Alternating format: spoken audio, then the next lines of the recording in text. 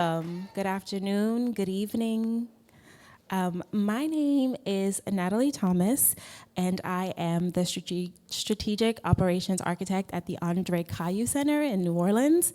I am also an honored team member here at the network of Ensemble theaters, and we're just so glad to have you here with us in the room and online. NET is has a special place in my heart. NET is a solidarity network of artists, collectives, culture workers, arts organizations, movement organizations, and co-ops dedicated to collaborative creation. We believe ensemble practice, shared leadership, and collective creation build the muscle for a healthy democracy. Civic technology, really. That's just all it is.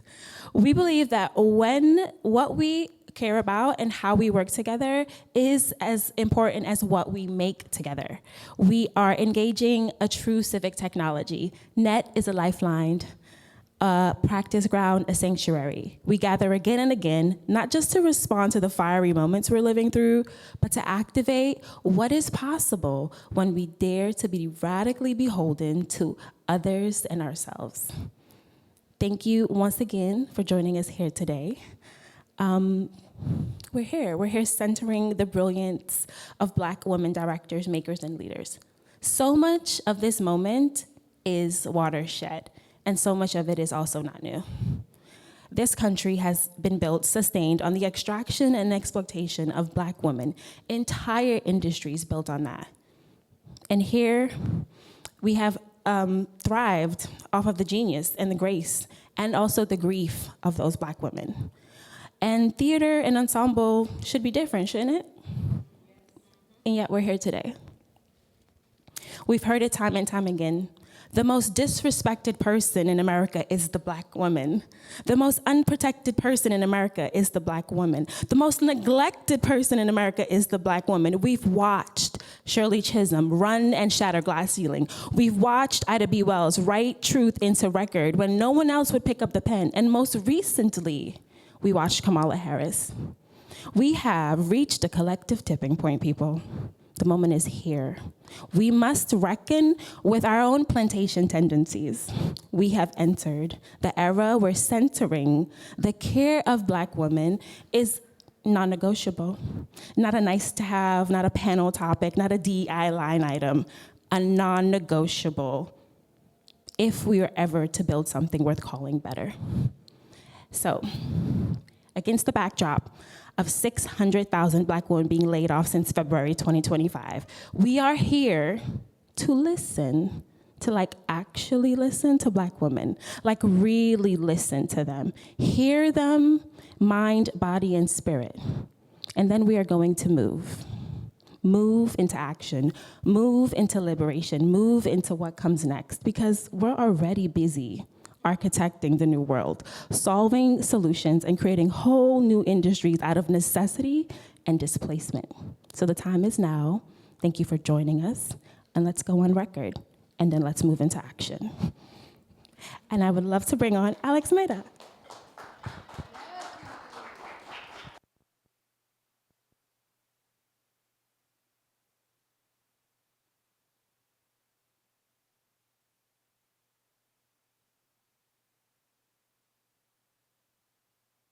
Hello, beautiful. Thank you so much, Natalie. Thank you everybody to joining us online. I want to offer a practice that's important to us, a little land acknowledgement. My name's Alex Mehta. My pronouns are she, hers. I live in the land of the Chumash and the Tongva in East LA, Boyle Heights, but I have a history here in Chicago. So happy to be back. All right, I want us to gather and center ourselves fully with our whole bodies, with our full attention right here on this land. We're gathered in Chicago on the unceded and stolen homelands of the Council of the Three Fires, the Potawatomi, the Ojibwe, and the Odawa. The Potawatomi call themselves the Potawatomi, the keepers of the fire. They tended the sacred ground and the sacred council of three nations. They lived along Chicago, the Calumet and the Des Plaines rivers, fishing, trading, building kinship networks, practicing governance through relationship. The very name of this city comes from the Chautauqua, an Algonquin word for the wild garlic that once blanketed the riverbanks. The land named itself through what it grew. In 1833, the Treaty of Chicago forced the Potawatomi, the Ojibwe, and the Odawa to cede 5 million acres to the United States government. By 1838, the remaining Potawatomi were marched at gunpoint over 660 miles from Indiana to Kansas. The villages were burned, the children and elders forced to walk the entire way. They call it the Potawatomi Trail of Death. But I like to believe that as much as erasure is the mode of conduct, it never fully works. Because the land remembers, the water remembers, the people remember, and the art, what we do, can carry that forward. We honor the Ho-Chunk, the Miami, the Kickapoo, the Menominee, and the many nations who also call this land home. We honor the American Indian Center, founded in 1953, the oldest urban Native center in the country, the Chi Nations Youth Council, the elders, the aunties, the land defenders whose leadership pulses through this city. Chicago holds one of the largest urban indigenous populations in the Midwest. This is a present tense city for indigenous life, indigenous brilliance, and indigenous resistance. This land is also layered. Starting in 1916, the Great Migration brought tens of thousands of Black Southerners to the Chicago South Side. They built Bronzeville into the capital of Black life. They came and they built churches, mutual aid societies, libraries, theaters, and a cultural renaissance that y'all would probably say rivaled Harlem. Black women organized the city. Addie Wyatt organized meatpackers and marched with King. Bernetta Howell Barrett built voter registration drives and school integration campaigns. And Lorraine Hansberry, born on the South Side, put Black families fight for housing on Broadway and changed the American theater forever. Whew. When King was assassinated in 1968, Chicago's West Side erupted. People died, buildings burned. Fred Hampton, 21, organized free breakfast programs that fed 400 children every morning, built the Rainbow Coalition across race, class, and was murdered by the state in his bed in December 1969. Black Chicago has always done this, organized in the face of violence, built what the system refused to provide, and the art was always part of that organizing. This is the city where Black artists had been building their own rooms for generations, where Jackie Taylor founded Black Ensemble Theater in 1976, because the roles available to Black women were degrading. And instead of waiting, she built. Where Congo Square Theater Company carries the African diaspora forward through Ensemble, the Ensemble. Just had to say that. Where Black women have been directing, producing, writing, and leading institutions while being told to wait their turn. They hold the brilliance, and we have to hold the heartbreak, the resilience and the failures and the beauty. Today, 6 of those women sit in this room, and we're putting it on the record. On Record is a national conversation series. It exists because the wisdom that Black women carry about building in this field have been asked for, borrowed from, and built upon, and too rarely documented on their own terms. Today, Carmen Morgan holds a circle with Lillian Brown, Erica Ratcliffe, Miranda Gonzalez, Roxana Carter, Jackie Taylor, and Snooks. 6 women who direct, produce, build companies, build futures in Chicago, from Chicago, and beyond. The question at the center of this room is, what do you want on the record? We cannot gather honestly without naming where we stand, and we gather in the echoes of removal. We gather on the trade routes the Potawatomi built and the city paved over. We gather in a field that is tired and grieving, and against all odds, still dreaming. So whose stories are centered? Whose land are we on? And what do we want on the record? And more importantly, who are we willing to follow? So we honor the uprisings, we honor the water, we honor the art, we honor the ancestors, and most importantly, we honor the futures. Let this room be changed by that truth. Thank you. And I'd like to bring up Alexis Green, creator and founder of X Collective, one of our partners in this program.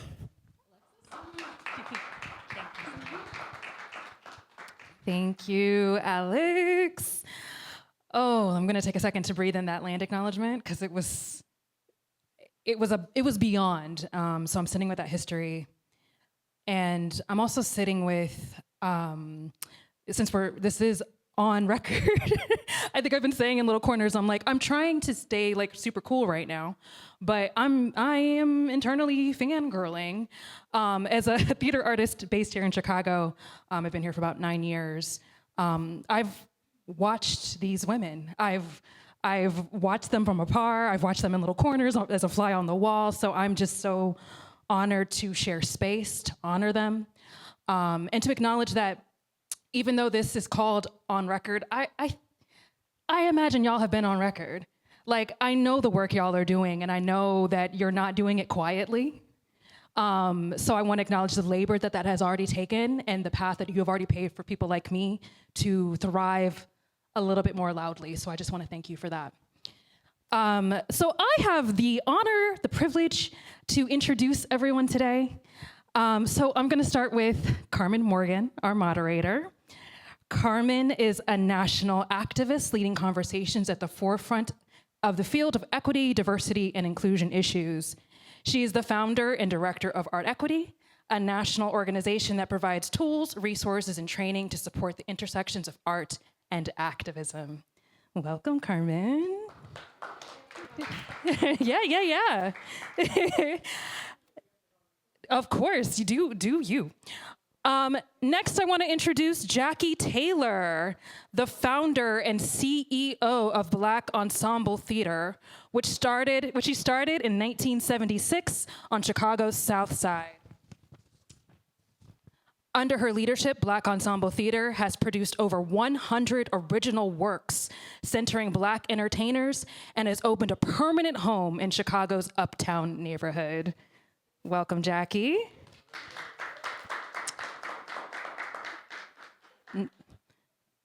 Yeah. Hello. Thank you so much for being here. We are live. We are on record. I'll let y'all get settled. Beautiful.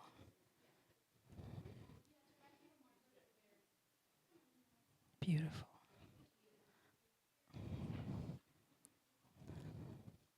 Okay. All right. Next, I'll introduce Roxana Carter, the director of the School of Theater and Dance at Northern Illinois University.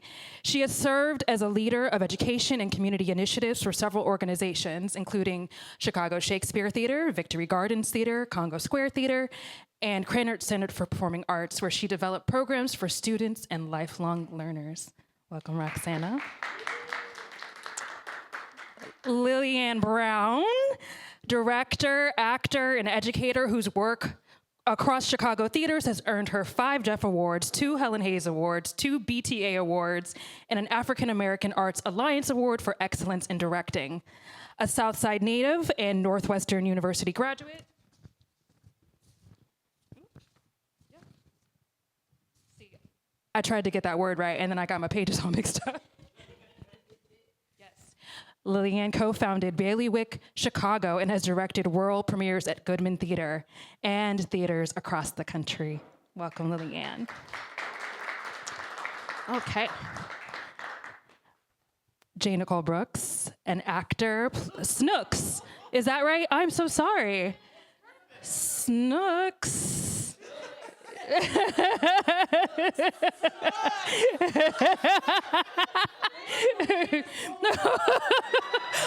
I'm getting all these messages around me. Listen, it's live. Words are being updated live. We love it. Language changes constantly, and we love it. An actor, playwright, director, and creative producer at Looking Glass Theater Company, where she has been an ensemble member since 2007. She also serves as Associate Artistic Director at Collaboration Theater and holds a Mellon Foundation Playwright in Residence position at Looking Glass, where she's developing a series on Chicago mayors. Welcome. Yes. All right. Erica Ratcliffe was the artistic director of Congo Square Theater Company and the first woman to hold that position in the company's 22-year history. Before stepping into the top role, she served as Community Engagement and Education Associate, Literary Manager, Casting Director, and Associate Artistic Director. She also serves as a Literary Manager at Chicago Shakespeare Theater and Coordinating Producer for 100 Free Acts of Theater at Goodman Theater. Welcome, Erica. All right, and last but definitely not least, Miranda Gonzalez, writer, director, producer, and facilitator, and the producing artistic director of Urban Theater Company in Chicago's Humboldt Park neighborhood. Born and raised in Chicago, she was a founding ensemble member of Teatro Luna and has been devising and developing original work since 2000. Welcome, Miranda. All right, I've talked enough. I'm gonna go ahead and turn it to you all. And Alexis Green, Oh, no. thank you as the founder of X Collective, a brilliant artist and activist in your own right. All the black women. Can we just say for all the black women, thank you, Alexis. Thank you. Okay, we cannot let you walk away without an acknowledgement. You all, I just want to take a breath. I'm going to take a breath. I just want to take a breath. This is such a moment in the making. As we gathered earlier, we were just acknowledging the wealth of experience here amongst just the six of you. And this is not an exaggeration, but it's over 175 years of experience. Just want to acknowledge that. So what a moment this is. Yes, and you all are all still, under the age of 40. So it's not a statement of age, it's a statement of experience. Folks are leaning into whatever works for them. As I heard the land acknowledgement, I was thinking, I want an acknowledgement like that just for black women. I'd love to start everything out with an acknowledgement of and those who came before us who were black women, who tended the space, who did the work, who had the emotional. So I'm just putting that out there in the universe that, we may want to create something like that. You all are multi-hyphenated. Your bios were already shared, and they don't even share the half of it. You have awards on top of awards and accolades, a well of experiences we all mentioned. You're leaders in your own right, clear sense of self and purpose and mandate. You have deep roots and connections in Chicago. Formidable group here, and it's an honor for me to be here. What I wanted to do is to just start off with you all just affirming one another like nobody else can do as black women. Who would like to go first with an affirmation for someone else or the whole group? Ooh, can I go first? Yes. I got the mic anyway. So. This is a really interesting gathering because it feels like a typical hang. I love these women. I enjoy being with these women. I call these women friends. And I also, it's really interesting, right, to be friends with your heroes. I love all of y'all. I learned from y'all so much. I feel like I've come up in Chicago as an artist, as an actor, and have done it arm in arm with y'all. And so I'm just really grateful to be in this space and to talk and to continue to learn, but also just to talk about what we do and how we've been doing it and how we gonna continue to do it and have each other's backs while we do it. I love y'all. Mm-hmm. Yeah. Ooh, what a beautiful affirmation. If you want to go. Anyone else? Well, you handed me the mic. Also, you were looking at me in my eyes trying to make me cry, and I don't like that. I'm gonna keep it thuggish.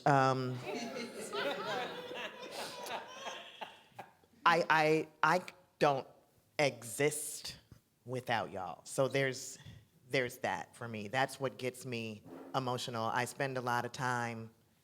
We all work we work really hard, and the only people that really can fill my cup when I need it are other black women, because it's a very specific filling that needs to happen, And I thank God that I can get that here because we need our cups filled as much as possible. And other people who understand what it is, it can be hard to come by. And I get that from y'all. And I mean, I literally feel like what I do does not exist if I do not have you all there.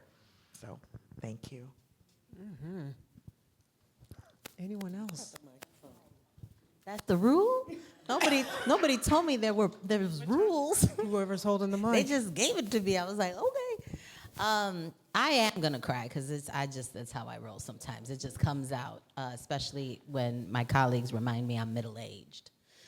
I have to always put that on record that,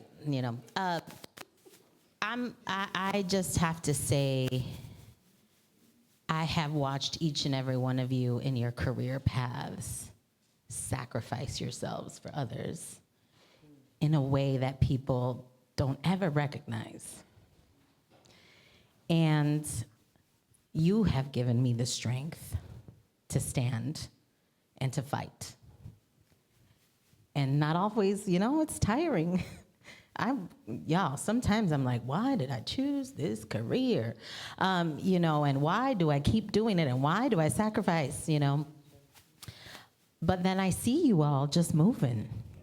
And I see the work, and I see that you don't give up, and I see that you get up again, and I see that you keep going, and I see that you don't stand for just a second ever. And I want to just say, I have watched you, I see you, I love each and every one of you. Thank you for believing in me. Thank you. So. Yeah. Thank you, This is the Miranda. place to let it out. It's Saturday. The sun is shining on us. We all here. So we ain't finna sit up here and fake the funk. You know what I'm saying? We not on network television trying to sell soap dispensers like, That's right. or whatever people buy. If we're gonna keep it real, let's keep That's it right. real. That's right. Thank you for the space for doing so. If I need a cup of sugar, or if I got a hankering for some grits, or if that bank account saying, no, you ain't.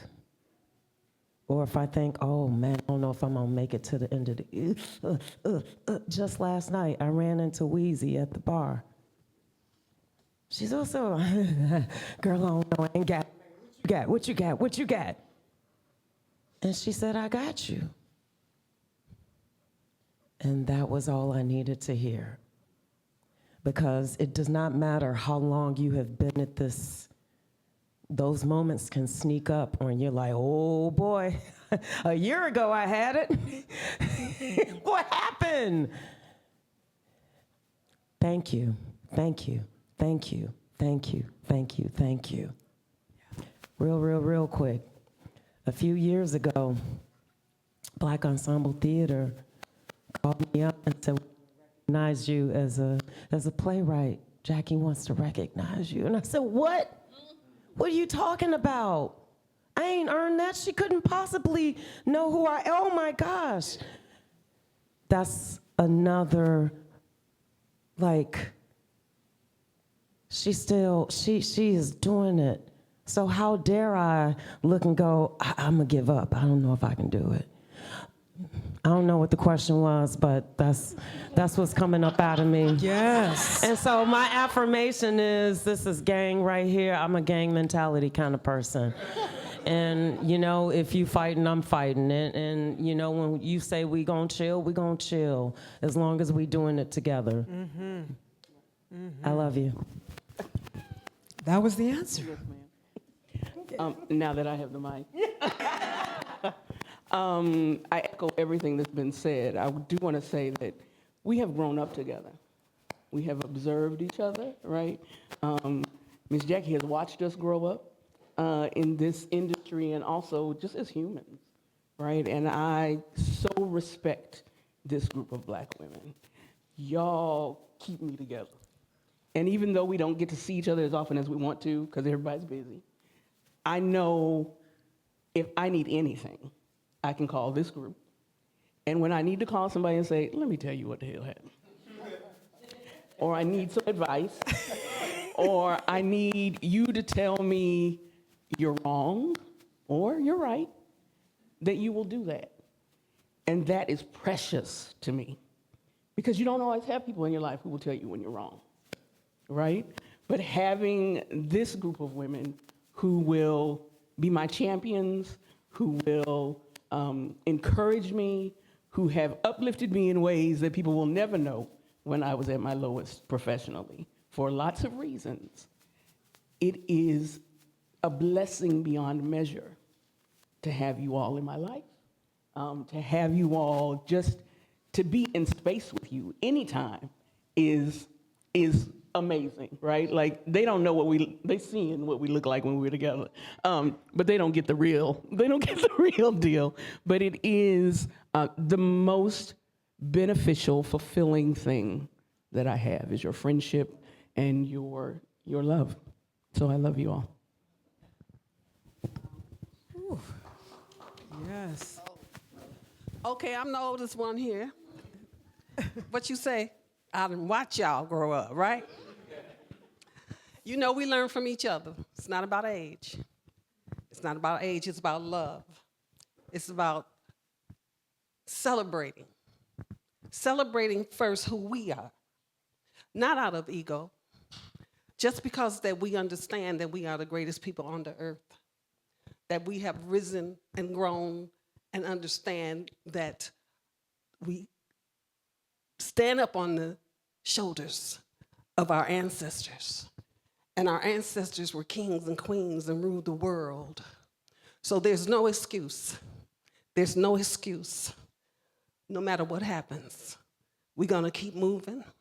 We're gonna keep going. We're gonna call each other up and say, whatever you need to say, because that's the way we're supposed to be as sisters. And of course, I love you all. Woo. Listen, yo, I'm gonna try to facilitate through this, but I just gotta say, this practice here that was just made public is what happens all the time with Black women, for Black women. What others won't give us, we give to each other and fill each other up. What a gift it is to watch that. I just didn't realize I was gonna be so overwhelmed. Just bear with me. Let me get my facilitation back, but appreciate all of you all, thank you. Love all of you all, thank you for letting other folks bear witness to that. We started with affirmations because what others don't give us, we give ourselves and each other. Love you all.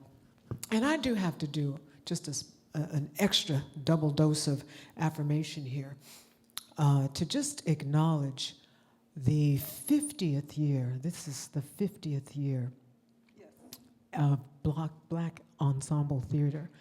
That is not a small feat. Absolutely. Folks, that is not a small feat by any measure of any institution. And as a Black-led institution, which the statistics say the funding gap is 300%, white institutions get 300% more funding and access to resources than we do. A 50-year legacy and gift to the community, we know that that has been hard won. So just let that be on the record. Okay. All right, folks. Well, we've just started. We just started. So let's continue.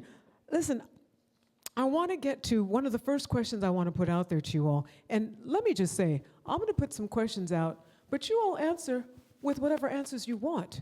And you put your own questions out. I want to make sure that what you want to have said gets said. But the first thing I want to just name is that you all have already talked about the intimacy that you have, the love and the respect that you have for each other, the high regard that you have for each other. And the other day, one of you said, well, I guess we're just going to talk about the stuff we talk about in our text threads. And so I guess I want to just put that out there. What is happening in your text thread that you feel comfortable, that you feel, listen to that, look at them. Look look at them. Look at them. They're already laughing. They're like, oh, some stuff's not for public. But that's okay. Just share the stuff that you feel comfortable sharing that is public, that you feel comfortable inviting the rest of us to join, given all that is happening in the world around us. And the context that we just set about what Black women lift up, which is more than our share. What is going on in the text thread that you feel comfortable talking about?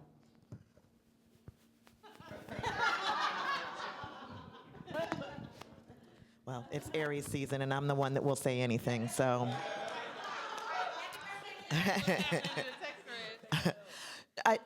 For me, and I hope this isn't controversial, but my lens, my perspective, my body, my filter, my everything, I see the world through the eyes of a Black woman. But I think a lot of the issues that I have are issues that are American theater. Like my text thread is like, this is what's happening in the American theater, not necessarily like the things that I want as a Black woman are things I want for me as a Black woman, and they aren't necessarily related to the things I want as an American theater artist, if that makes sense. Like, so sometimes it's hard to, when everything is sort of put on me as like, but as a Black woman in the American theater, what are your specific needs? And those are usually around like caretaking and creating spaces. But like the things that I want as a Black woman aren't necessarily theater things, if that makes sense. Absolutely makes sense. Anyone else want to add to that? Yeah, I'll say a word. Well, the threads are all up and through this room. Actually, I just want to give a shout out to everybody in here that came and showed up. And I mean, the community is larger than this circle. It's all up and through, and I'm sure it's pull up today and be a part of the conversation. I really appreciate. I'm originally from Baltimore. I've lived in Chicago my whole adult life, and Chicago community is like no other. I've lived on the East Coast, West Coast. I'm not dogging anybody, but I do feel like the community here has always been so strong. I remember like me and my homegirls, we would all be sitting in an audition here for whatever show, and be like, come out and be like, hey, so, make sure you don't mess up that one, and, wink at this one. Don't wink at nobody. But who all in there? Here's what to do, and how did it go? And if I don't get it, you get it. And I don't need to get it. Actually, I got a call for this gig. I shouldn't get this gig. You should get this gig because you would be perfect for it. And that generosity is beyond, it's in every part of this industry here, the community here. So that's happening in the threads too. It's us going, can you pull up? Can you take care? Can you help support this? Can you write a recommendation? Can you come over? I just want to hang out. And that's a bomb constantly being, maybe it's a salve, maybe it's not a bomb, maybe it's both. Maybe it's a tincture, girl. Maybe. It's just it's throughout is what I'm trying to say. And yeah, I think I forgot the question too. Did I answer it? Did I? A little bit? Absolutely. I do also want to say, Carmen, I just appreciate you too. I don't think we got to say a word to you, but your spirit, your energy, anytime I've been around you, heard from you, seen you, you just take such good care of us. And I hope you're taking care of you, and the folks is taking care of you as well. And so thank you. That's all. Absolutely. It's so mutual, you all. Just the love. It's so mutual. Absolutely love you. Anybody want to add to that? I'll walk you through what I'm willing to share about the text threads. It usually goes like this. Hey, morning. 3 hours later, because we're so busy. 3 hours later, hey girl, oh wait, do you want to go to this spot? 4 hours later, oh shoot, I just saw this. I was in rehearsal, girl. You know I was in rehearsal. Oh, that's right. Hey, how's it going? Next day, do we still want to hang? That's usually how it goes, or at least what I'm willing to share in there. That's right. That's right. But I will say that the end result and what I have learned through the years of being in and around these women and knowing that with one look, we don't ever have to say anything. We really don't ever have to say anything about anything. And we're just understood. I have to say this out loud because I have been in circles where it is not supported by Black women. And man, I trust y'all a lot. And the trust for me is something that I don't have in the same way in other circles. I really don't. And I understand because I live at the intersection, you know? And it's just cultures are different, y'all. And Black women culture is just, we don't gotta say much. It's like, I got you. Yep, understood. All right. And then we move on. And then that's it. And it's not about dwelling, and it's not about this, and it's not about competition, and it's not about, like, honestly, I do not see ego. And when we worked together recently, I was like, why is this so easy? This is just easy. Why is this so easy? And Erica, in the middle of turning a page, goes, because there's no ego, girl. It's just, and I go, oh, is that what that is? Because sometimes we're in spaces and that's all that there is. And then all of a sudden I'm going, why am I proving myself? Why am I pulling out my resume? Why? Yeah. What is happening? And I've gotten better at learning to say, I feel like I'm having to prove myself in this room, so I'm just gonna stay quiet. I've learned to say that. Because I'm not gonna play into it. And I also need to name it so I can let it go. But that's really that's why I love the group chat. Sometimes it's just memes. Sometimes it's reels that y'all don't see for a month, you know? But hey, it's there, just in case.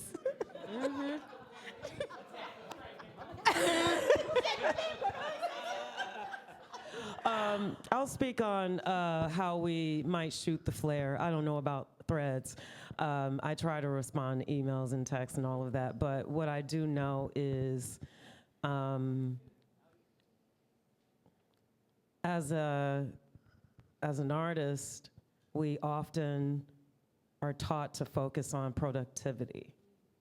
So then on the outside world, you have this thing that's like, oh man, I gotta get this, I ain't gonna make this deadline, I gotta make this money, and then you're looking at other people and what they're doing, you're like, fuck, I'm not, well man, I gotta keep my eyes on my own page, how come I'm not? And sometimes you don't wanna get with people and talk about it.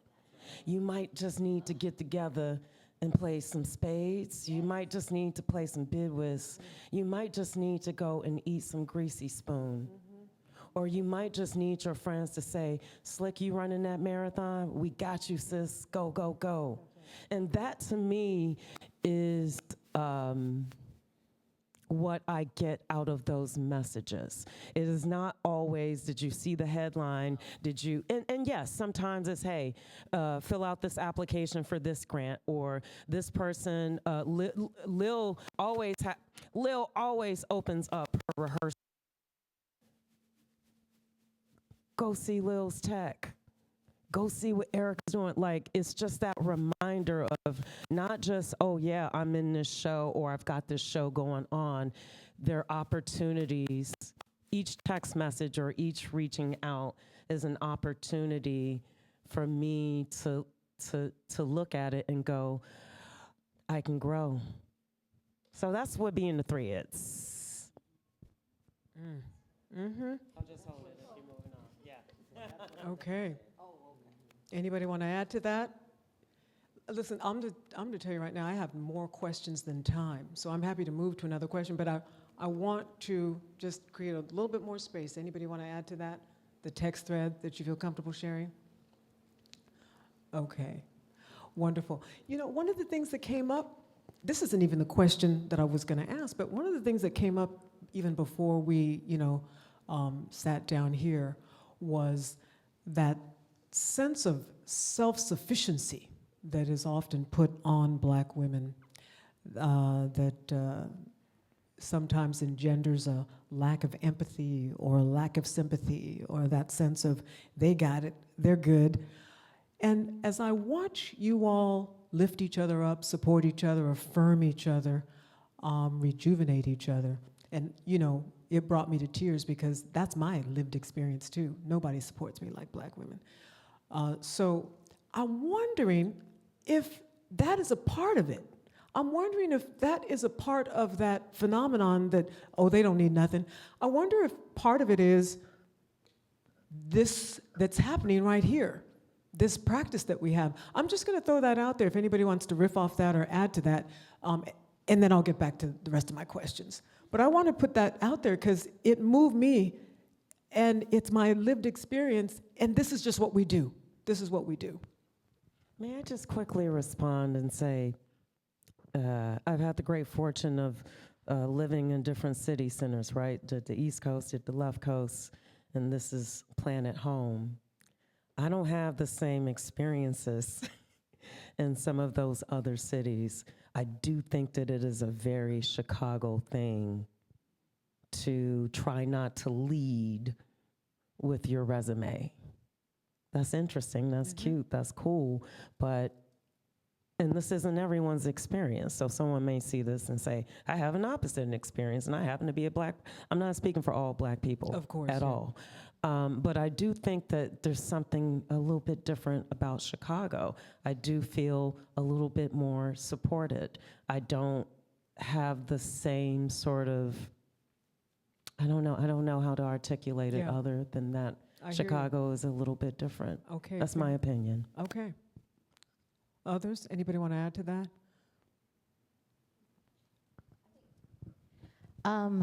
When you said that, I don't know if this is going to answer your question. I'm very sorry. But when you said that, I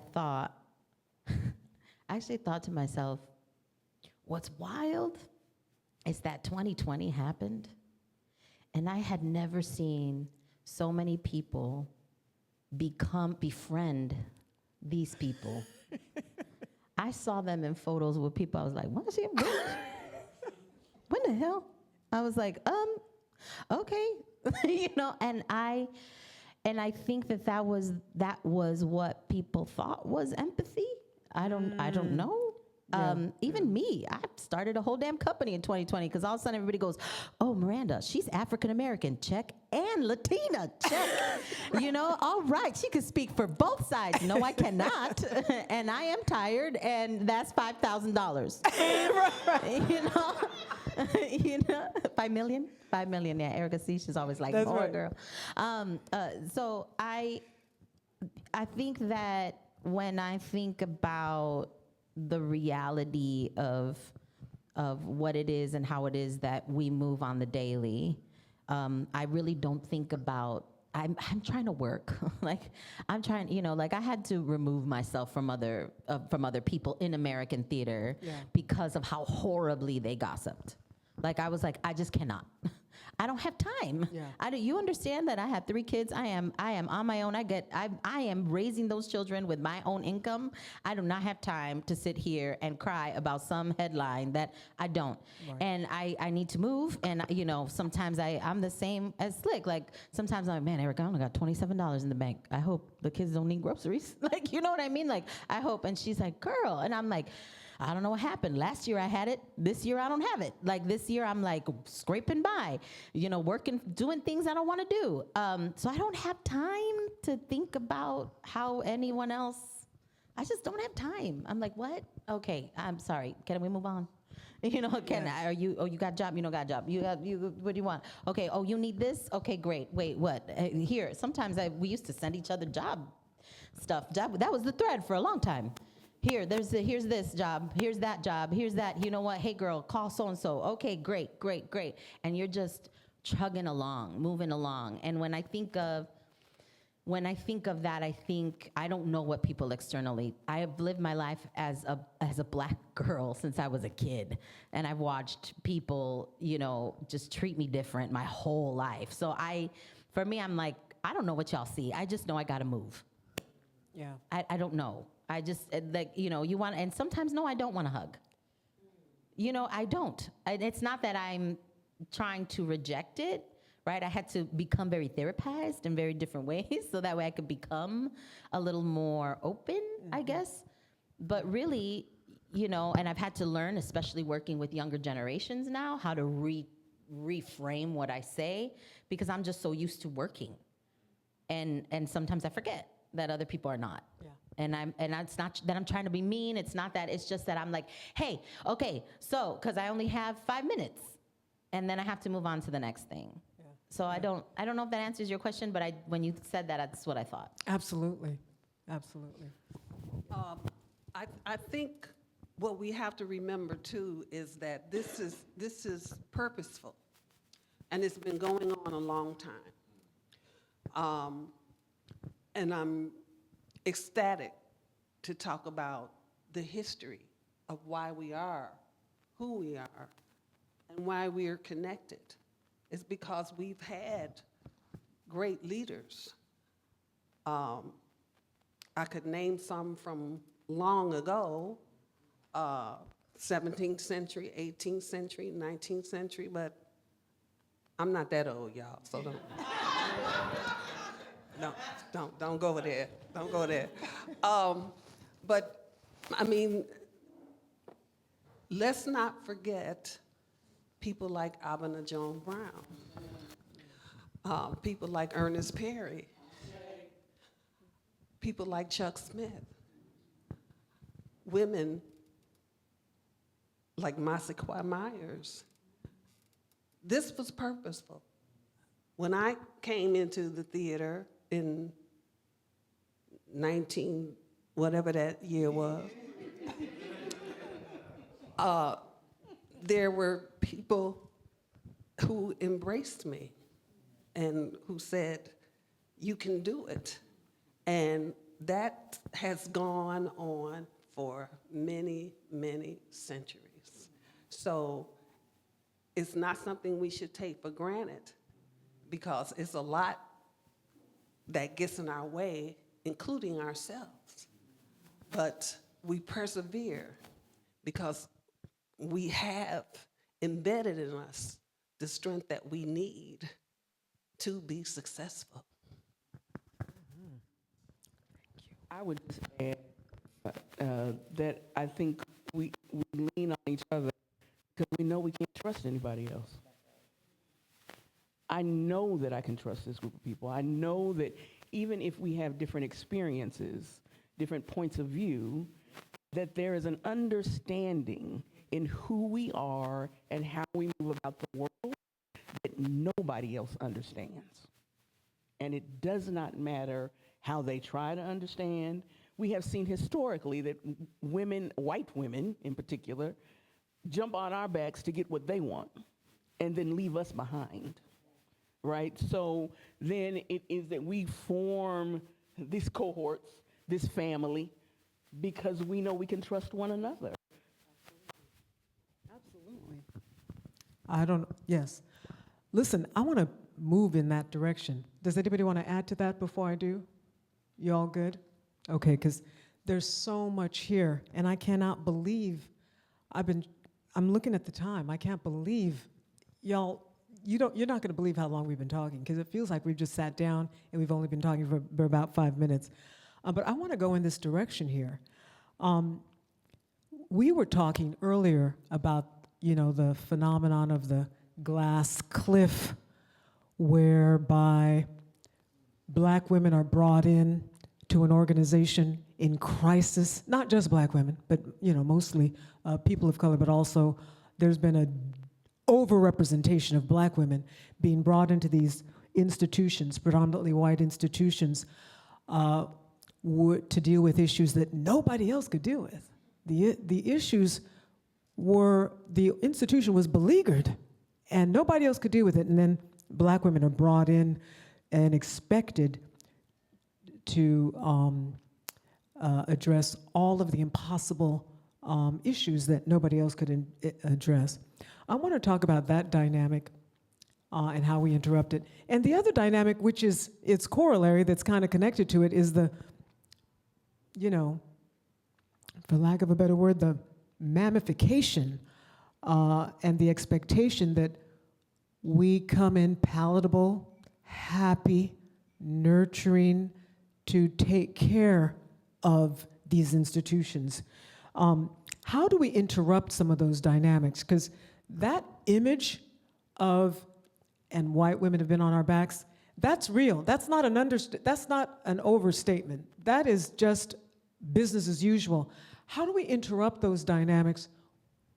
How do we go on record saying, hey, it needs to change, it's continuing to happen? And what does a disruption look like? If we have any thoughts on that. I know that's a big question, because it's not our work to do. But if we could give some hints, help folks.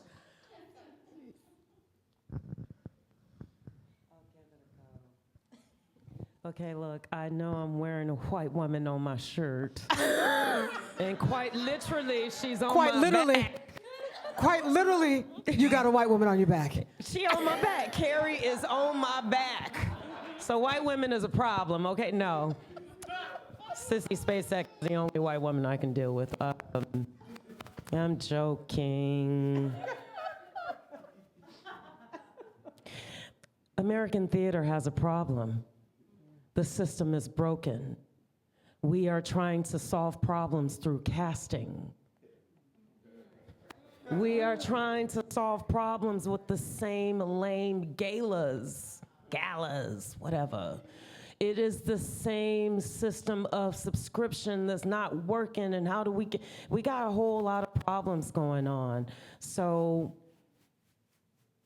I think between what we went through in 2020 to where we are now, we saw a lot of wonderful disruption. We saw overcorrection, whatever. We saw it all. We saw the gamut of it. We saw black women, whether they were playwrights, managing directors, executive directors, artistic, we saw these trees get felled by bullshit. So what are we gonna do about it now, right? The whole thing is a problem. I don't know how to answer that question. I just know that we're in this unique opportunity, I think, to really change how we do American theater. I really don't like saying this, ooh, but when you look at some of how theater is done in Europe, they're supported in a different way. Y'all know this, they're supported in a different way. They don't try to put up an entire production in 3 weeks. You know what I mean? They for the most part, they have a little bit, their fascism is just a little bit more palatable. Let me get a microphone by. Okay. Okay, she's passing the mic.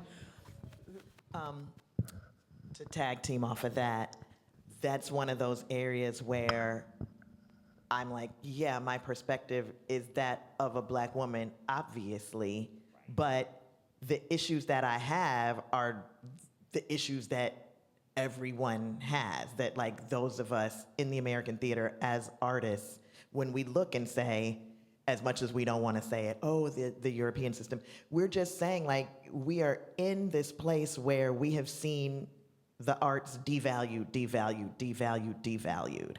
And we're already, like as a black woman who has already been devalued, to have your personhood devalued, and then you're in an art form that is devalued, it is really difficult to feel like what you do is valued. I have found for me that disruption looks like creating my own networks and not necessarily, I'm also Gen X. I may not look it, but I am. And Gen X is a bridge generation, and I realized that I started realizing that in my 30s. Just looking at, I tell her this story all the time. The first time I saw her on stage, I was like, let me wrap it up. I was an actor, and she was in the show you wrote, and these little girls rappelled down out the ceiling, and I was like, I'm gonna start directing.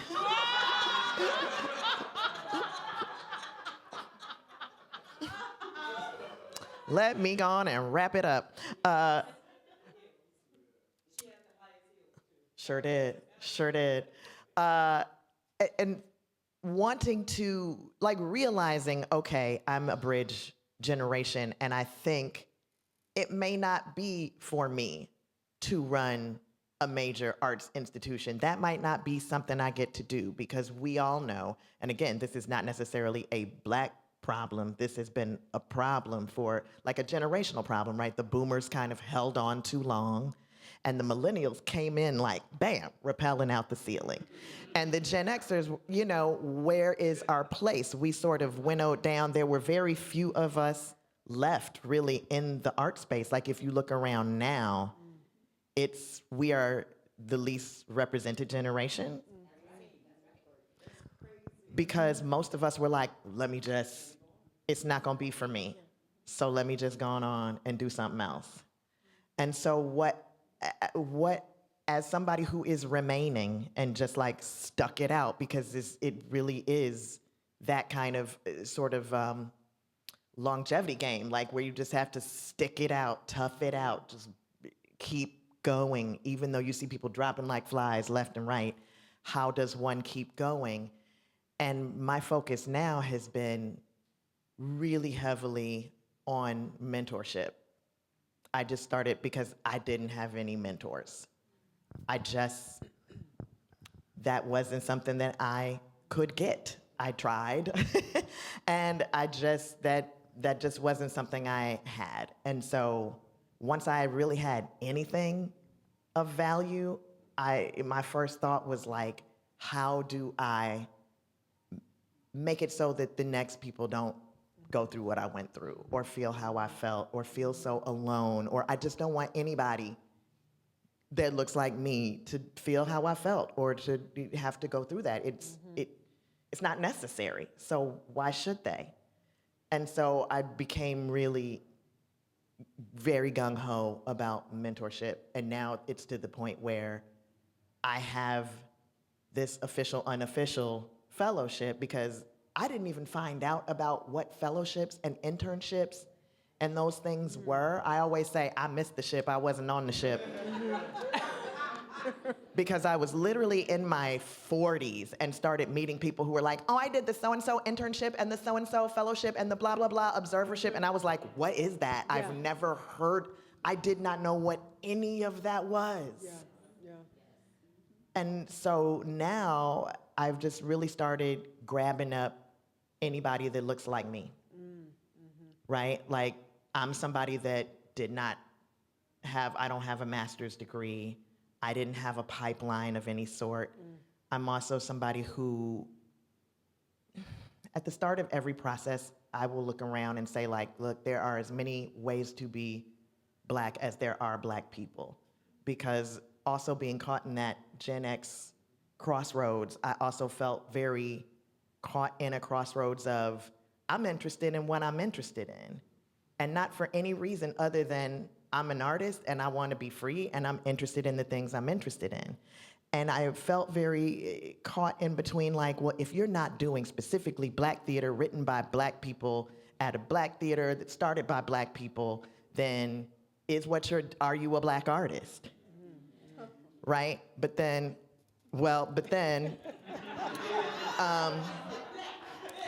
you know, then if you're over on the other side at like predominantly white institutions, you are alone. And you need so much outside support. And so how does one brave that belly of the beast? Do I have to start my own thing? What does that look like? How can I support little sort of lone marbles rolling around in the system like myself and just reassure them that they are enough and that they're gonna have some support. And so I just kind of started like one by one, just grabbing them up and being like, look, what can I do? How can I help you? How can I connect you to other people? And I haven't sought to get it like accredited or funded or anything like that, because I feel like that's when stuff gets ruined, and we have to do it grassroots and sort of real G's move in silence. And I want to create, I've been slowly and silently kind of trying to create a cultural shift. It sounds very grandiose, but I feel like that's the only way we can do it, is to actually believe, like, I can change the world, I can shift the culture, I'm gonna do it over here. For the nerds, I like to say, like, you know, it looks like the Avengers, but I'm actually trying to create S.H.I.E.L.D., right? Which is just a silent network that takes over, and the next thing you know, you didn't know the person to your right and your left was S.H.I.E.L.D., but very quietly, that's how you change the culture. Yes. So that's what I'm on. I don't know if I answered anybody's question, but that's what I'm on. Oh my goodness. You all, there's so much here, there's so much here, because I hear you all saying that part of how you deal with the glass cliff or the mammification is recognizing that the system was already there, broken, before you all got into some of these positions, and that we need to name that and not become the scapegoats, right? That's part of it, is that clarity. Because, you know, the system and the structure of American theater is what it is until that position is held by a black person. Then it's on you. And we need to keep revealing that and naming that, no, that dynamic. Okay, so I hear part of that. And then you're tipping into a generational conversation. I wonder if can we just spend a little bit of time on this? Because, woo, you just shared a lot right there. That experience of being a part of the first generation after the civil rights movement, so you're getting some of those gains, but then you're not necessarily a part of millennials or even Gen Zs who have a different level of expectation in terms of, you know, they come in the room with a whole different. Can we have this conversation about being the in-between generation? And then we need to, yes, and we need to tee it up for a series. But sis, you've got it. Yes. Y'all, we went through it, this generation. I'm with Lil. I remember reaching out, you know, and my first play was in 1998. All right, I'm also a Gen Xer. I'm at the tail end, but I'm right there. Okay, I was just saying, why is she trying to put herself at the tail end? We didn't need all that. That's a little too specific. I'm like, It's a little too specific. A little too specific. What? No ego. No ego. Okay, this is the generational discussion. Yes. This is it, and all its spectrum. But I did not have anybody. Like, we were on our own. And I think it was like, okay, and you see other folks and you're like, yeah, okay, all right, great. And then they look at you and they're like, girl, you're gonna have to work. And I was like, okay, I gotta work. Okay, and then all of a sudden I'm working. And then before you know it, there comes somebody else, you know, next generation, and they're like, oh, I've decided to mentor this person. And you're like, you just left me. Like, you left me. And then the conversation has shifted, and I've seen it in every city. Like, that I have seen across the American theater, where our generation literally was just skipped over as far as like panels and leadership and all of the things. And even though we built a lot of the things, like we really did, right? We had the generation before us that really sacrificed themselves. They put themselves on the front line to build the things they wanted to build. And then we came in and we were like, okay, great. There's like double now. Like, now we can, and then all of a sudden I was like, oh man, I am by myself. I'm siloed. I'm trying to create community. I'm trying to figure that out. And if you look at even, and not that this is not a litmus test for me on my career at all, but if you look at even American Theater Magazine, you can see the generation through the last 30 years of their magazines. You can see it. You can see the older, the younger, and then it's like, where are my friends? Are my friends on there? like they've been working. Like, you know, they just went through, oh shoot. And I've really recognized that. Like, it is real. Like, this is facts. This is not like I can, you know, I'm making it up or I'm feeling no. And I just don't know what happened. I don't know what happened. I don't know why it is. Alex Meda and I talk about it often too, because we are a part of the generation that just got, in general. Yeah. And then on top of it, you're a black woman. Like, I am serious. Nobody called me as much as they called me in 2020. Right. No one. Yeah. And I was like, I've been in this for 20 years. Yeah. And they were like, okay, somebody gave me your name. And I'm like, wow. You know, and it was like, and that was one of the moments that I was like, this is messed up. Yeah. Like, what just happened? I'm not emerging. Yeah. And I've said that to people.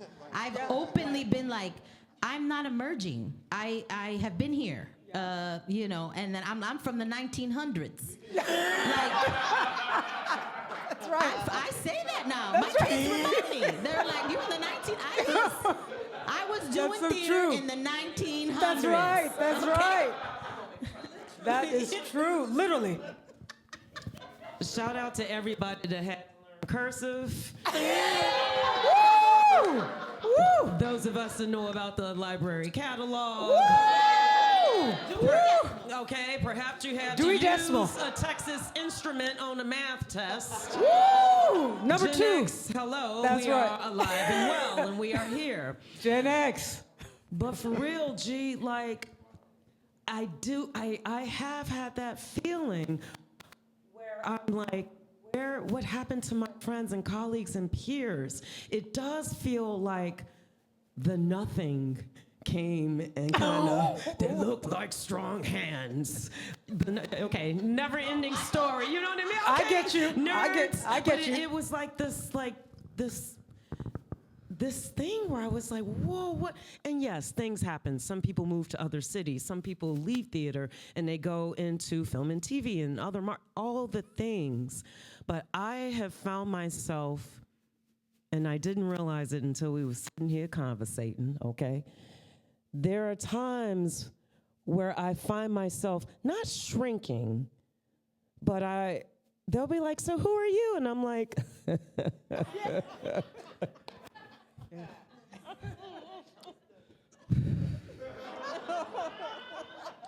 don't worry about it, because we're not doing that. Like, I was writing scripts when it was on a brother processor, like, you know what I mean? Like, before. Anyway, there does seem to be some kind of strange, I don't want to call it erasure. It just is what happened and where are all my friends? That also being said, I am so glad to be with my friends, because we're still here, we're here. So keep going, and it doesn't matter. Maybe some people left our industry, and that was the best thing for them. And I hope they do well, and you know, maybe things came to an organic and natural end. But I know for very many, it was not an organic and unnatural, and a natural end. That's right.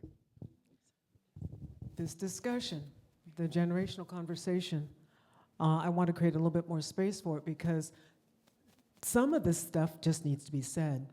Because what I can tell you I see is this generation, there's a lot of tension. You know, there's some things that just show up in the spaces, unintentional, but there are some resentments. You know, there are some resentments. There are resentments for some folks who are being asked to mentor who did not receive mentoring, and there are just lack of, you know, sometimes skills and practice. And there's a lack of appreciation and respect sometimes afforded when the thing is just expected to be given and you were not on the receiving end of it. So this context is helpful. I want to spend a little bit more time here because I just hear it everywhere. It's national. This is not a Chicago issue, as somebody mentioned, that it's national.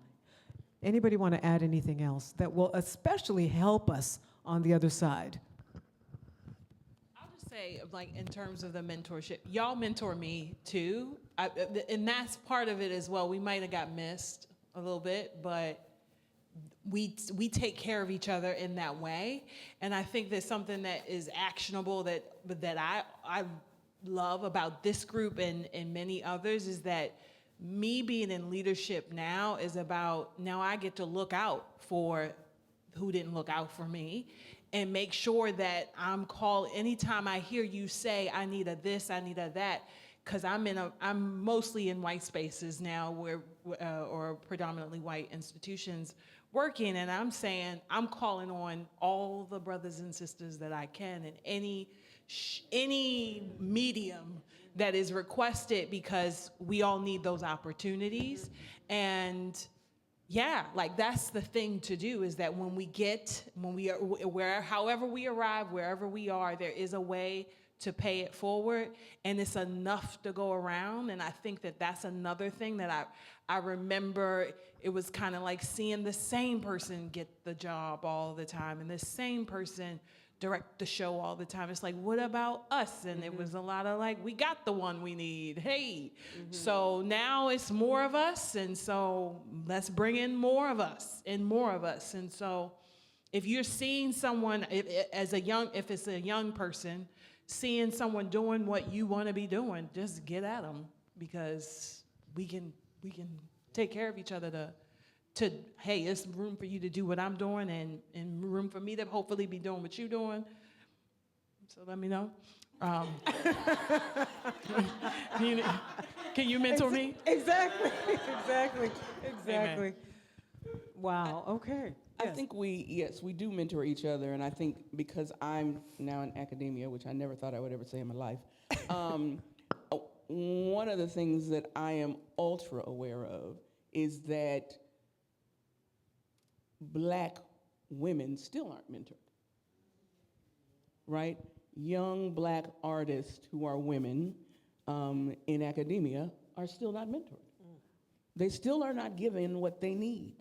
And so, like, that's what I find myself doing, being that person, because I'm the only Black faculty member in the theater department.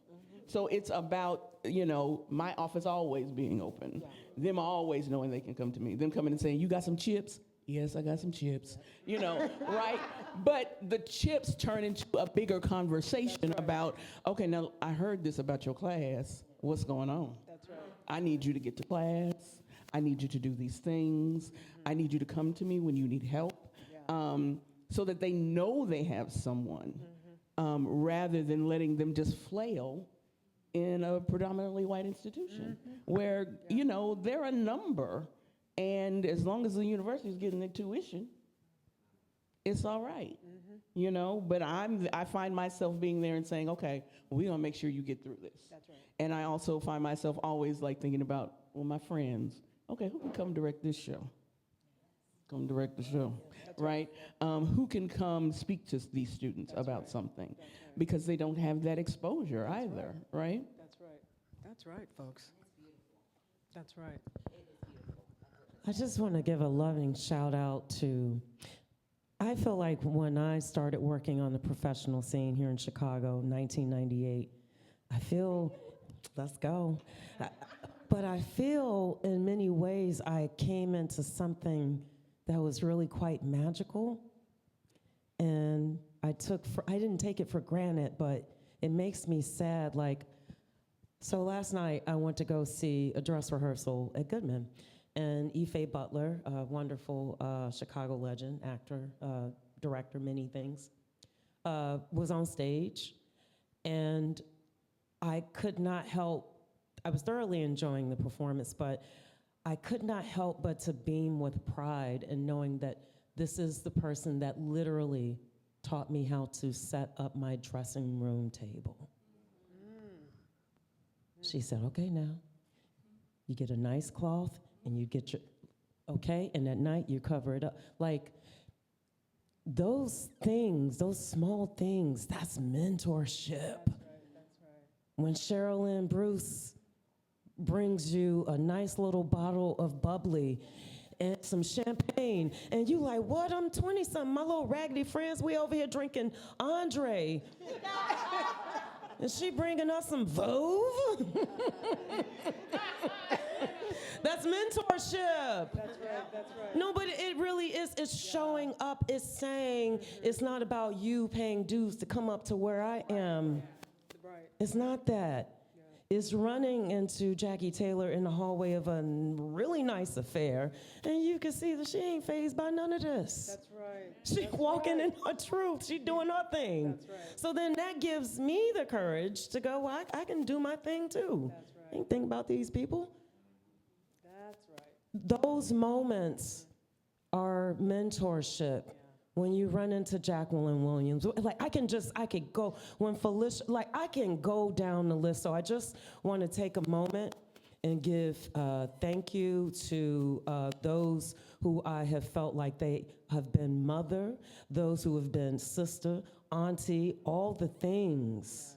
Yeah. I want to thank so many of the Black women here that have mentored me without it being an official program. That's right.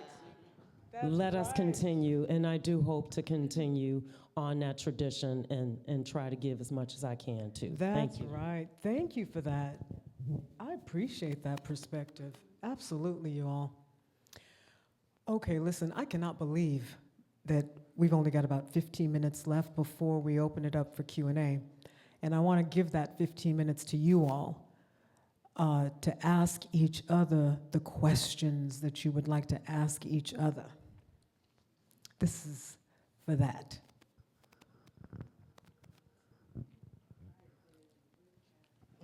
Oh, I love that. What was said under the breath was, I already did it in the group chat. Okay. Anybody got a question?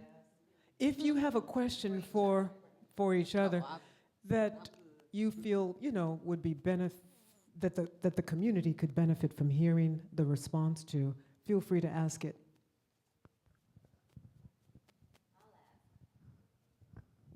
This is for you, Jackie.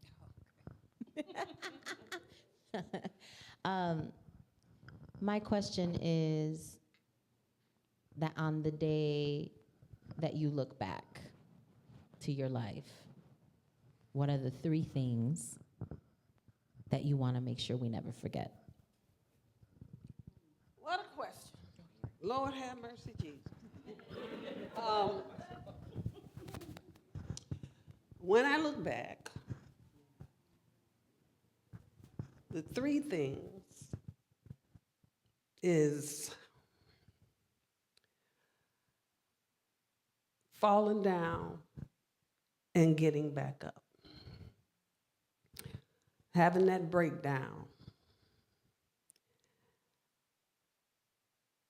and not punishing myself for it. Going through it and getting back up. I think getting back up is one of the things that I remember. Unconditional love. I'm not talking about the kind that is sexual or attractive. I'm talking about the kind that allows you to forgive no matter what. Because if you can't forgive others or yourself, you take on the burden of not forgiving, and that's just too heavy to go through life like that. So no matter what you believe, no matter who you love, no matter how much money you have or you don't have, whether you treat me wonderful or you don't, I'm still gonna love you. Because if I love you, I love myself, no matter what. The third thing is I want to remember the love of my family, my daughter and my grandson. And then as you reach out, all of those who are part of the immediate family that surrounds you, because it's nothing like that kind of love. And I want that for the world. So those are my three things. Thank you. Thank you both for the question and the response. Anybody else with a question?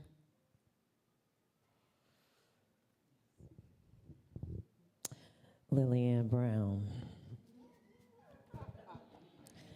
When you are in tech and that thing that y'all had rehearsed and had talked about for 11 weeks, and you had done all this research, but when you are in a technical situation where something is not working, how would you say you handle what might on the outside seem like a high pressure situation? Wow. In addition to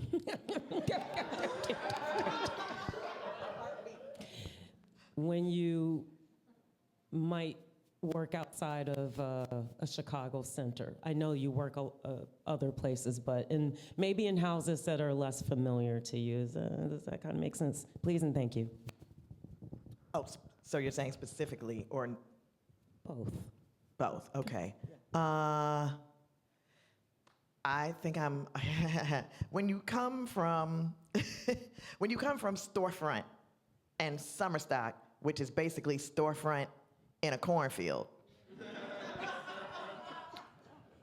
you learn to be ready with plan A through Q. And to be, I think I'm just very unprecious. I don't really have time for preciousness. I've never been able to afford preciousness, and I'm disinterested in preciousness.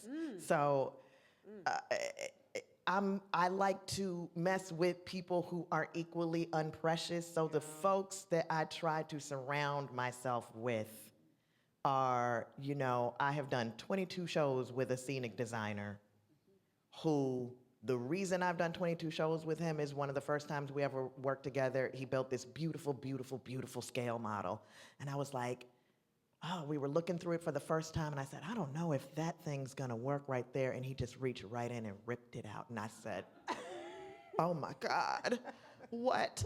But that was, I think, one of the first moments I realized that I had an unprecious aesthetic and I needed other people with that. So I think it's really about the belief system first and foremost, so that, right? It's basically the belief system of it's part of if you stay ready, you ain't gotta get ready. If you are surrounding yourself with people who are ready to pivot and who are unprecious, then, because also I'm not me. I'm 6 mugs and a trench coat. That's me. I'm 6 puppies in a trench coat, right? You can't do anything by yourself. So I try to have this team that is ready to go to war with me and be in the dirt with me. And so when things come up, it's all right, who best idea wins. It doesn't have to be my idea. What us gonna do? and you just pivot. You just have another idea. I think, I think all of us know from, also as Black women, also generationally, we're all the people that had all their work stolen many a time. You learn to have another idea ready, always.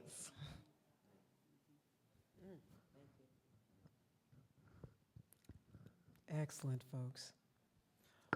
All right, we got space for one more question from you all before we open it up to questions from the room. Oh, we may have time for 2 more questions from you all. I'll be right back. Okay. Can I ask Lil a follow-up yes or no answer? Okay, this is a Just follow-up, and it's a yes or no. A very quick yes or no. Do you think you'll ever return to acting?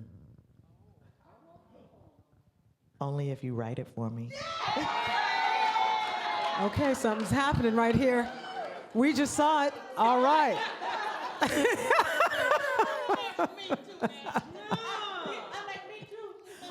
Okay. Okay, folks. We heard it here first. Okay, we saw and heard it here first. No problem. Now I'm excited. Okay, folks, we got some energy here. Any other questions? Any questions for each other? This is lovely. What's the thing you wanted to ask? Here's the space right now, and you don't even have to own it. You can put it on me. Well, she said I had to ask a question. Well, I have one for you, Snooks. Here we go. I think this is a battle. This is a question battle.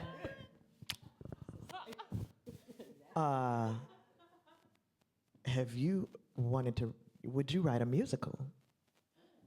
I love this question. The short answer is yes. I had my first experience as a librettist in 2022 with, they were known as Chicago Children's Choir. They are now called Voices United. And they approached me, so 2022, we were still in that weird hybrid COVID. Nobody wants to talk about it. So, trying to get together, but they came to me with this really heavy story, and I was like, ah. And I, with some help from a friend who was like, hey, you can do this, but you just have to write less. It was so hard, but it was so fulfilling. So I think from a technical standpoint, I definitely would like to study and get to know more, but I love musicals, and I have a dance background, as well as so yes, thanks. Okay. It's hard though, let me just say though, they are not easy, but I like a good challenge. You know me, I every 2 years, I'm like, guys, I think I'm gonna take on mountain climbing. I mean, guys, I'm gonna go spelunking. So yes, I would, yes. Oh my goodness. Oh, beautiful, beautiful women. How do you feel?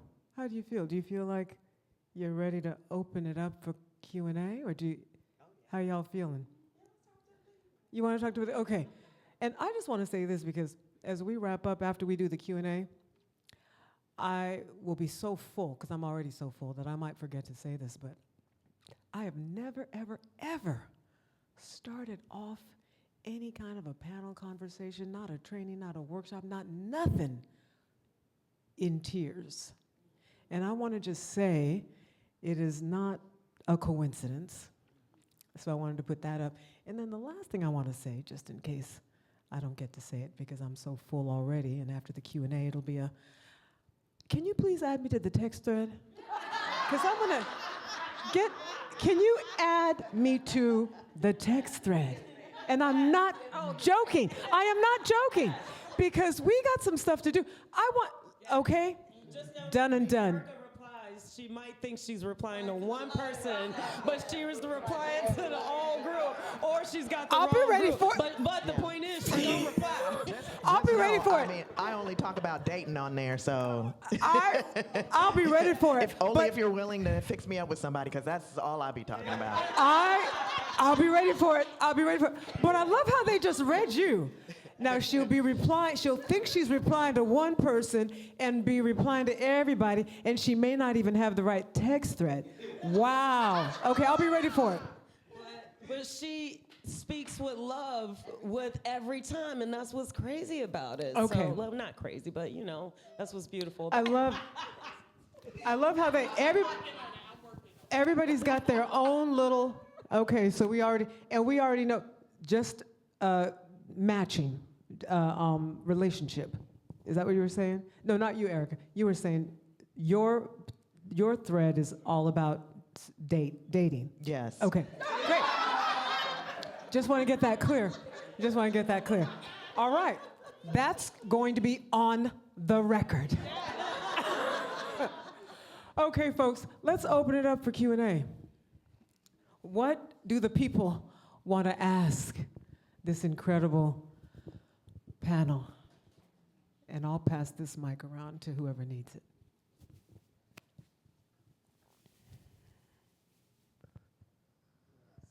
Don't be intimidated now. Okay, hello you all. It's great to be here. Great to learn from y'all. This question is kind of about what you were saying about the navigating being the only one in these spaces versus having your own space. My friend Allie and I, we're always talking about Allie's team, make our own work.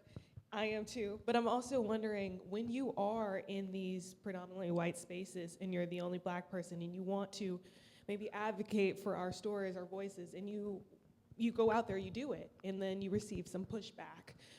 What is maybe a lesson you've learned from that and advice you would give to not shying back from what you want to tell or what you think, maybe this is unjust, maybe we need to work on that, but you know, still being able to work after you say that, or just kind of your advice from the times that you all have had to do that in your own career.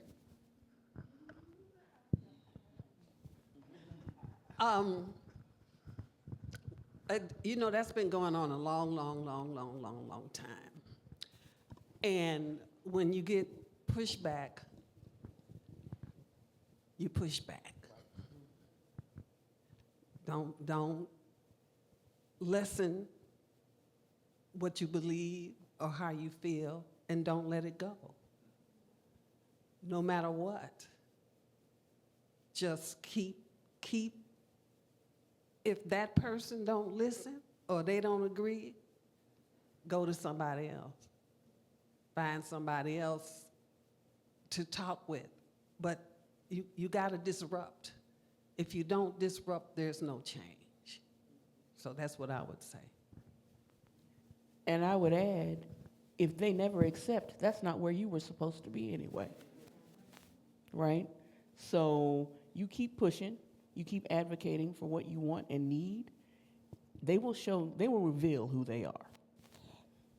They will reveal who they are. If it's not important to them, they won't do it. And that tells you what you need to know. People usually show themselves. I just want to say that. Like, sometimes all you have to do is step back and let them do it to themselves. But I do want to share a very quick anecdote about a time that I received pushback. I was the director of a production, and the play had to do with Jackie Robinson breaking the racial barrier of Major League Baseball. So it's literally a play about segregation and all of that. And I love baseball, and as a director, when I direct, I like to fully immerse an audience into whatever space they're coming in.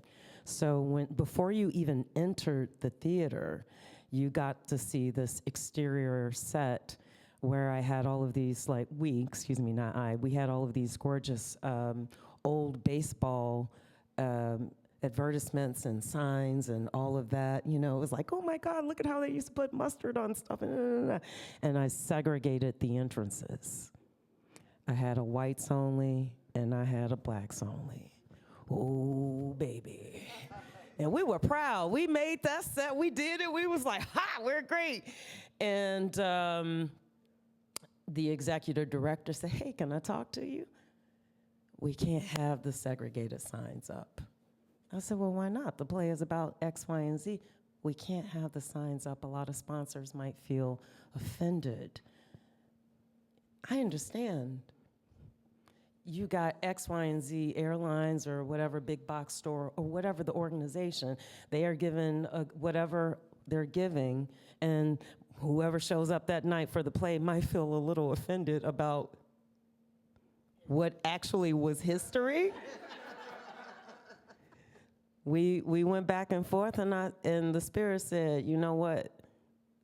Go ahead and give it. I said, all right, homie, you got it. You can take down the signs. And what happened? Every night, it was the thing that people said. I kept up all of the segregatory things, but I said, I'll remove the black. And every night, I walked in and I made a choice. I was like, which door am I supposed to walk through? Like, patrons would come to me and they would talk about it. So the thing that they were trying to make me not talk about, and that's the subject of the play, it was wild. It was wild, whatever. All I'm trying to say to you is, it's not that I relented or gave up, because, oh, baby, the work was there. The truth is always there. But in the end, it came out, and then the conversation continued. Maybe we had a misstep. Maybe we shouldn't have done that. Blah, blah, blah, blah, blah. There's always going to be pushback, and you have to push back. And then there are times where you just go, they're going to do it to themselves. And they do.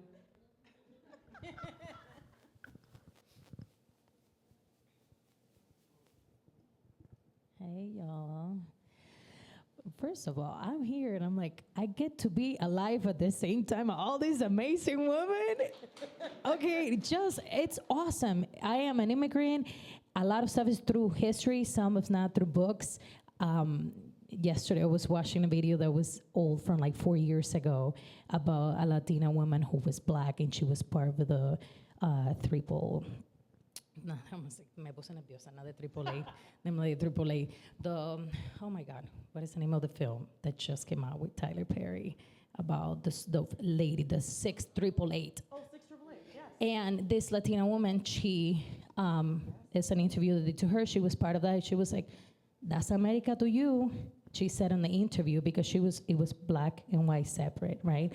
And to me, I was like, wow, I never learned of that, right? Of that history. And so being in Chicago, coming to Chicago, I'm always very curious about learning about the history that was never taught in school, right? Therefore, I get so excited. I'm so nervous that I'm like, I get to be in the room with you. I don't have to find it years later from someone that was curious enough to create a movie and then bring it out, because it was never taught to me at school. Therefore, besides me being starstruck, but like all of you, guess my question, for someone like me, what might come 100 years later, let me put it a little far away, how would you say we could keep your stories alive for those who don't get to be alive then, and be in presence of your presence? Because I'm like, online videos, sure, but a book, a documentary, I guess the question would be like, how do we keep your amazing stories to an extent alive for someone in the future to learn about each and every one of you? That's my question.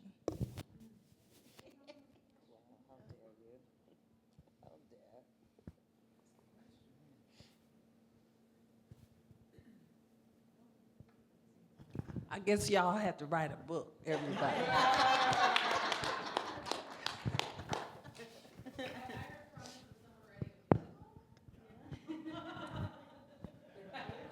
Hey, Satya.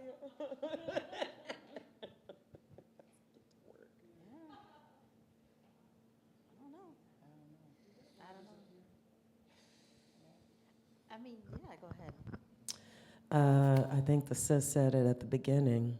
The land remembers, the water remembers. I truly do believe that what we do will be imprinted.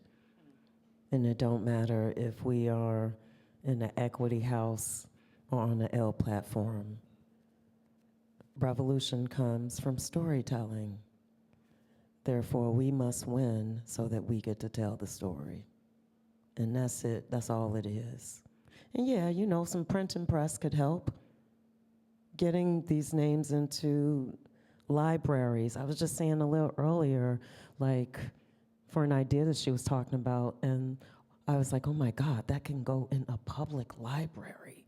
That's one of my goals. I just want my works to end up in the public libraries. And I think that that's one of the ways that we can go about doing it. So let's support our libraries, yeah? Yeah, absolutely. I might write a book. I want to in my copious free time. But also, I mean, I'll just speak personally. I think I want to be remembered for. I want people to just come in the room. That's why I always have open rooms, because if people can learn something and pass it on, then that's what I want. I just want to say, come on in. See, it doesn't have to be hard. It doesn't have to be weird. It doesn't have to be fraught. It doesn't have to be toxic. We can have beautiful, loving, learning, growing rooms together that we create together, and we can share that with each other and pass that on. And I think that's how I'd like my name to survive. Like, somebody will say, oh, I was once in her rehearsal and she said a thing that made everybody feel better, and like, I'm gonna share that thing. That's all I really want. I just wanted to add onto that, because what I realized was it wasn't until my 30s that I did get a mentor that was, right, not connected to an institution, not, right, who passed away, Diane Rodriguez.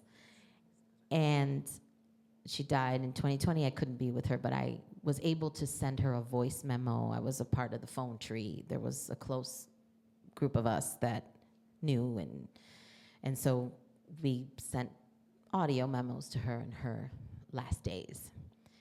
And what I will say is that having that experience,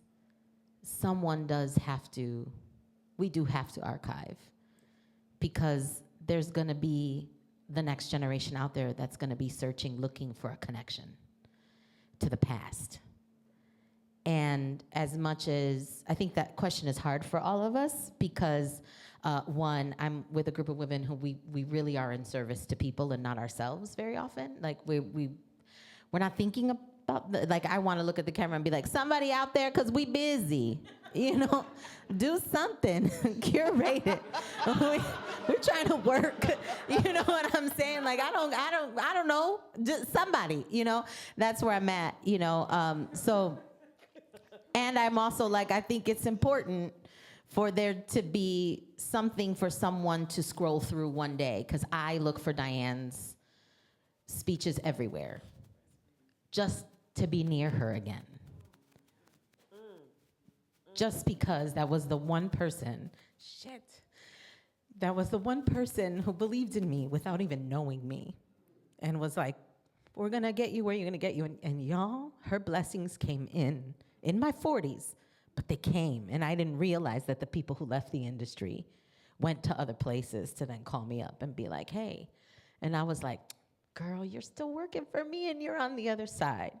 So I just think about, sometimes I forget, y'all, we're that generation now, I guess, where folks are like, hey, we want to remember you or learn about you, or people. And I'm like, listen, I'm busy. Somebody got to figure it out, but it's not me. And there is one shout out that I want to give to somebody that has really nothing to do with this. I'm sorry, Clau. But when I did have $27 in the bank account, right? Definition Theater hired me, so Amplified paid for groceries. And I never said that, but thank you. I needed it. I was negative $42. So thank you.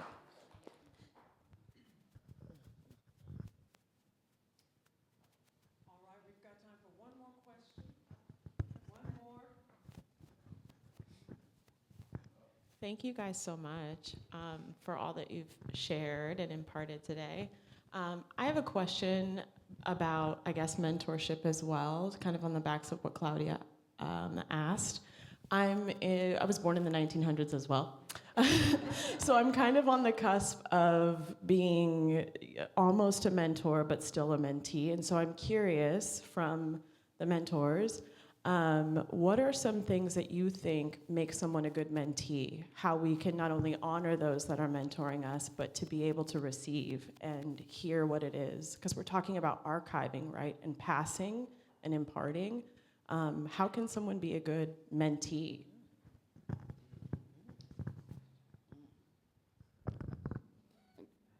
Dang, you just gonna hand me the mic. I think I think coming with questions, coming unafraid, and being willing to and open to new ideas and someone else's perspective. It doesn't mean being a mentee doesn't mean you have to do everything the mentor suggests, right? Or tells you they think are the right thing to do, but it does mean you have to at least be open enough to hear what they have to say. And it also means sometimes you just have to show up when they don't, because they're busy too. And sometimes they need somebody to just, poke a little bit and say, hey, I haven't talked to you for a little bit. Can we grab a coffee? Or can we touch base over the phone? Or whatever that looks like in that relationship. And I think also being a mentee means you gotta sometimes go find your mentor and find the person who's right for you. And every mentor isn't for the same thing. We can't all serve the same purposes, right? Lil may be a great mentor for one thing that you need, and Miranda may be a great mentor for something else that you need. And it's okay to have more than one. I think sometimes we get stuck in thinking there's only one person who can serve me, right? And that's the person I have to follow. I have to worship them and, all of this stuff. But that's not what it's really about. It's about find as many as you can, really, because all of those people will lead you to all the other things. Okay. I'd also say, really dig into people's practices, because don't go for optics or who's fancy or who's achieved whatever, or got an award or whatever, because that's not really helpful. Like, people aren't made of magic and they're gonna just rub off some pixie dust, right? It's finding someone, so sort of interviewing, ask a lot of questions, meet a lot of people, and it's okay to say, hey, can I talk to you for 20 minutes? Thank you very much. And maybe that's not your mentor, but maybe you get 20 minutes of something cool and you're like, okay, I learned something, but that's not somebody I think is doing, what I want to do. So digging into the practices to make sure that that you're being mentored by somebody that has things for you and that you have questions for them. And also, piggybacking off of that, what you're making is important to your mentor as well. There's some folks that I'll be like, I thought we was working on these things, and they won't invite me to a show because they're like, I got a small role, or I'm not. It's so far away. I want to see you. I want to support you. We taking care of each other, and so things like that. Like, just be proud of your work as well, so that we can learn how we can work together as friends, right? Because I think of it as friends. I think, or family. It's like, or community. It's community. So yeah, just being proud of what you're doing and always celebrating that, because you're celebrating me. I'm going to celebrate you. Yeah. Also, we're all mentees and mentors, and it's going to be a lifelong process. So that's just what I want to say. Yeah, I was actually I hate that term, and I have many people who come up to me and are like, can you mentor me? And I'm like, no, I need your mentorship. Like, it's reciprocal for me, because I'm very aware that I am always a perpetual student. And I say that to people, I'm a perpetual student. So when I'm in relationship to another artist, I always ask myself, oh man, can I learn from this person too? You know, and and also, I don't know, through the years, and I don't know about y'all, but like, I don't know if it's because I have taught and I have done all sorts of stuff, and I'm, you know, in caregiving mode in many different spaces, that I can also tell which ones really want mentorship, like for real, like the ones that are like, I am in need, and the ones that are like passing through, right? That they just saw you on whatever and said whatever. So my advice, the way that I manifest that is that it's really, really important to come intentional with and mindfulness of the fact that the ask is something that that requires reciprocity and clarity. Because you can build beautiful things with people if we just have that, you know. Oh my gosh, this is a PhD course. Anybody want to close us out with the final piece of wisdom? Oh, what's this? Oh, yes. I want to ask the question. Oh my gosh, that was a question we should have asked. I was in my feels. Oh, that's okay. What do we need? Oh, yes. What do we need on this panel? Right, to continue doing the work that we do. What do we need? Let's just, each one, a sentence with 2 commas in it. We'll go right around. What do we need? This was in the thread, y'all. I asked this question. Oh, me first? Okay, I'm very clear, because I did my homework. I, shared. What I personally need is for somebody to fund this cohort here in a rest and relaxation, some form of retreat, where if we choose to be on a beach and do nothing, we do. And if we choose to do a collective creation work in the process in another room, we do. Something with flexible space that we can just not worry about money and just make art together. All right. It's been put in the universe. All right. Thank you, Miranda. Slick, you're closing out. Need. Healthcare. That's right. Mental health care access. I also need to be okay with living in the moment, to be okay with where I am. And this, where I am is expansion, but sometimes it feels like, I don't know what I'm doing, I don't know what I'm doing, I don't know what I'm doing, and I don't know what's next. So I need to be okay with where I am right now, and I need to be okay with knowing that there's a beautiful future ahead, and I need to lead by example. That's how I want others to lead. That's it. I don't know. That's all I got right now. That's it. Okay. It's one word now. Everybody. What you need. Retreat space, time, funding for said retreat. But also because I am at a university, I need people to support higher education. Okay. Because it is, especially in the arts, in serious trouble. Okay. And in particular, the arts are in trouble in higher education.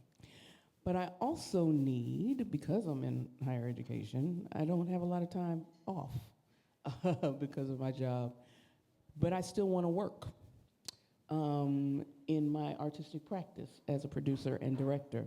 So I need y'all to hire me to do that work, but to also understand that I have another very intense position, which means that it can't look the same for me that it looks for everybody else that you hire as a freelance director or producer.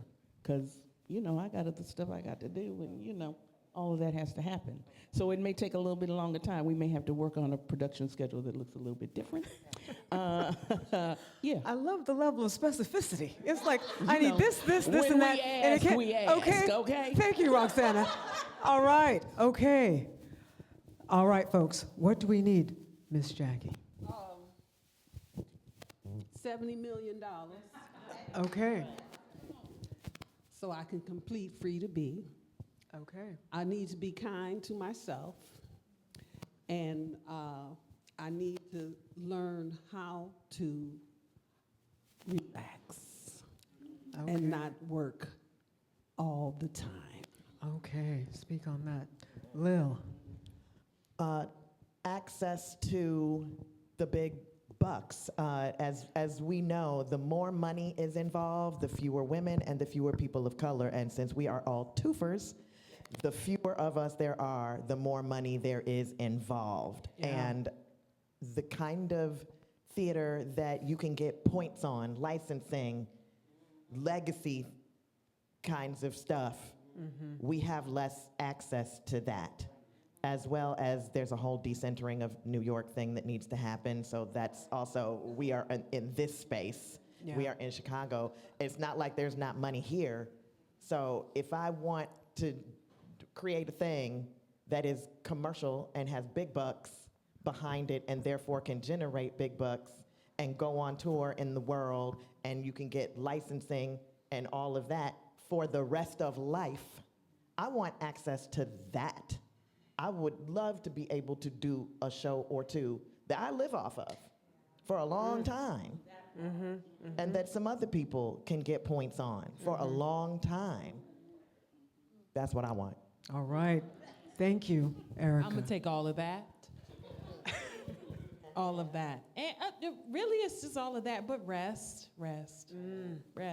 It's a lot. It's a lot of grind, and it's impassioned, so it's fine, but rest. Yes, that's it. All right, folks. The time has gone by so quickly, didn't it? We just sat down. It has been an honor to be in conversation with you. It has been an honor. It has been an honor. Thank you. Thank you for your gifts and your wisdom. Everyone, thank this incredible group of Black women. On your feet. On your feet. Get on your feet to thank these Black women. Absolutely. Thank you. Thank you. Thank you. Well done.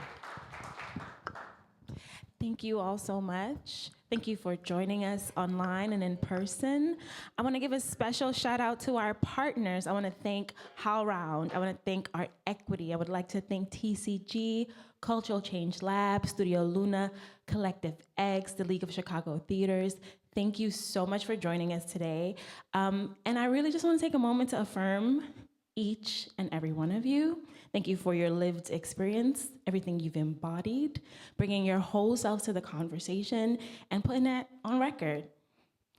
I invite you all who are in the room to partake, and we'll see you next time.